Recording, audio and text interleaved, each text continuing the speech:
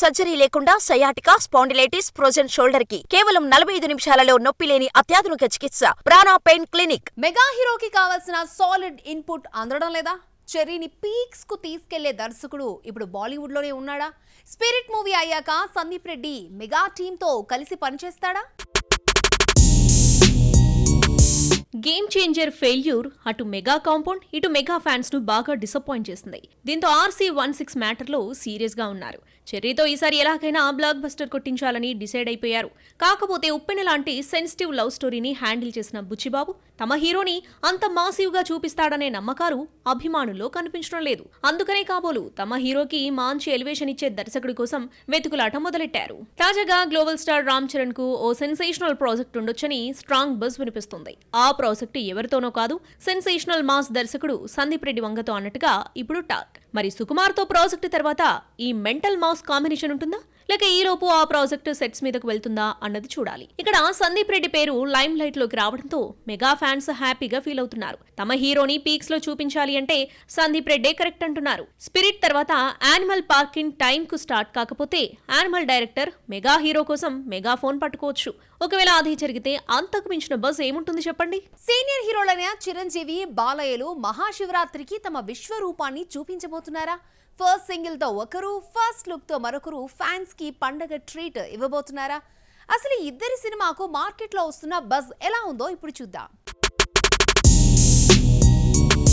Tollywood senior హీరోలైన Chiranjeevi, Balayya Babu శివరాత్రికి fans కి surprise ఇవ్వాలని చూస్తున్నారు. దానిలో భాగంగా తాము చేస్తున్న సినిమాల తాలూకు అప్డేట్స్ ఇవ్వడానికి రెడీ అవుతున్నారు. అందులో ముందుగా చిరంజీవి కోసం కీరవాణి ఫస్ట్ సింగిల్ రెడీ చేస్తున్నాడు. ఫెబ్ 26న మెగా ఫ్యాన్స్ కి ఎప్పటికీ గుర్తుండిపోయేలా తొలి సాంగ్ ను రిలీజ్ చేసి విశ్వంబర సినిమాకు హీటు పంచాలని చూస్తున్నాడు. చిరు విశ్వంబరతో తన విశ్వరూపాన్ని చూపించడానికి చూస్తుంటే అఖండ 2తో బాలయ్య శివతాండవం ఆడబోతున్నాడు.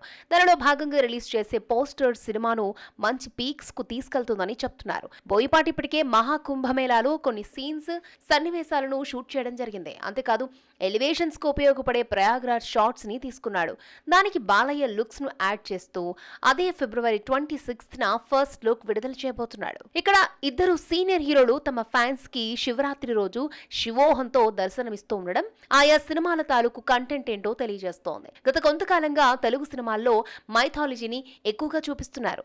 ఇప్పుడు దానిని మరింత బలపరుస్తూ ఇలా శివరాత్రికి ఆధ్యాత్మిక చింతన పెంచేలా ఒకరితో ఒకరు పోటీ పడుతూ హీరోలిద్దరూ రిలీజ్ చేస్తున్న first single, first look fans కి మంచి పండగ ట్రీట్ గా మారింది. మ్యూజిక్ సెన్సేషన్ తమన్ హీరోగా అవతారం ఎత్తబోతున్నాడా? ఇన్నేళ్లకు బాయ్స్ తర్వాత మళ్ళీ వెండి తెరపై అల్లరి చేయబోతున్నాడా? దేవిశ్రీ తరహా తమన్ హీరో అవుతాడు అనేది రూమరా, నిజమా?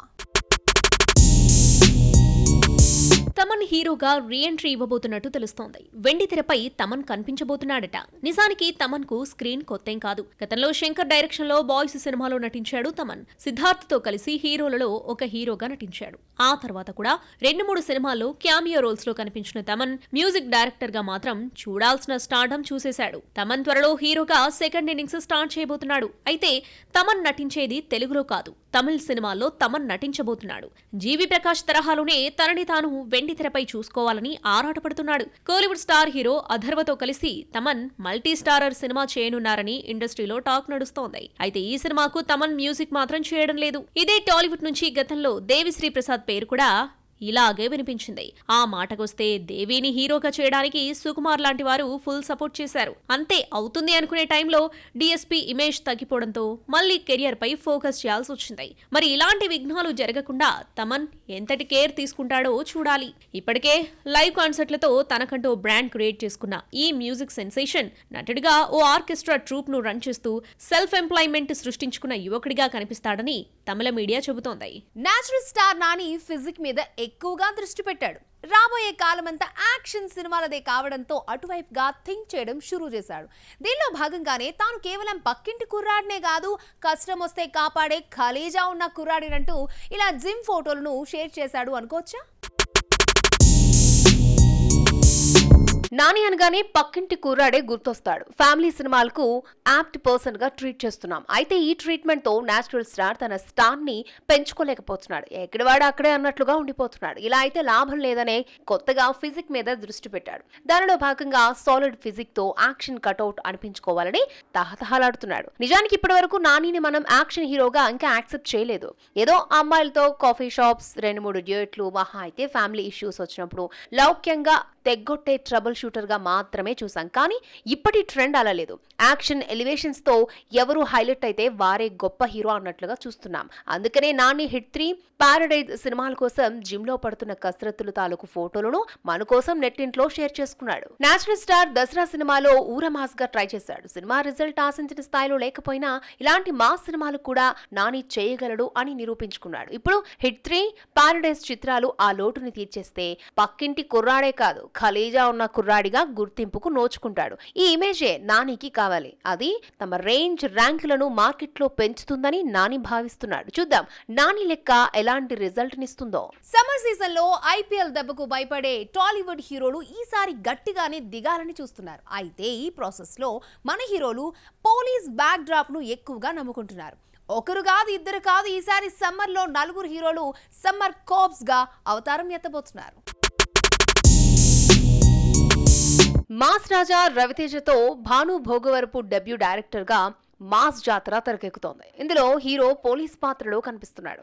ఇప్పటికే వచ్చిన మాస్ ర్యాంపేజ్ లో రవితేజను మళ్లీ విక్రమార్కుడులోని విక్రమ్ రాథోడ్ గా చూడబోతున్నాం. పవర్, క్రాక్, వాల్తేరు వీరయ్య సినిమాల్లో పోలీస్ క్యారెక్టర్ చేసి మార్కులు కొట్టేసిన రవితేజ ఈసారి మే 9న వస్తున్న మాస్ జాతరలోని పోలీస్ గెటప్ సెంటిమెంట్ గా వర్కౌట్ అవుతుందేమో. ఇక natural star Nani serious police గా ఇంతవరకు కనిపించింది లేదు. తొలిసారి హిట్ ద 3rd కేస్ కోసం క్రైమ్ ఆఫీసర్ గా బరిలోకి దిగుతున్నాడు. ఇది చాలా serious and powerful role. Intention, action, crime thriller లో నటించడం ఇదే మొదటిసారి.